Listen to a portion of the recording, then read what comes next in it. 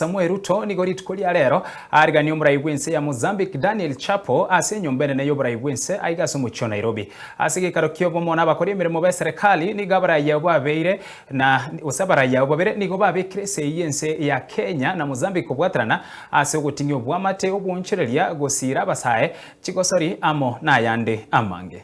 I warmly welcome you and your delegation to Kenya and to Nairobi.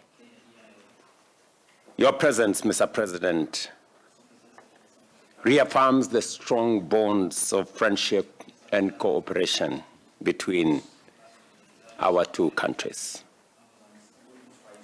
In a very special way, Mr. President, I thank you for honoring my invitation to undertake a state visit to Kenya and to preside over our Kenya International Investment Conference, which you graciously agreed. Mr. President, the relations between Kenya and your great country goes back many years, and the friendship between our people and our leaders is legendary and historic.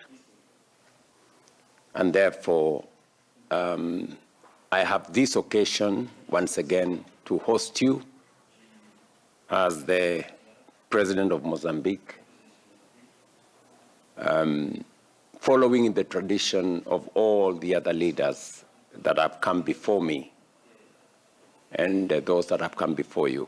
It's our opportunity to consolidate this relationship for the mutual benefit of the peoples of our two countries. I am pleased to note the very strong and cordial relations between Kenya and Mozambique, which reflects our shared commitment to partnership, to continuous dialogue, and to mutual understanding. Your official visit, Mr. President, builds on this foundation and provides an important platform to consolidate our achievements and identify new opportunities for us to cooperate and collaborate.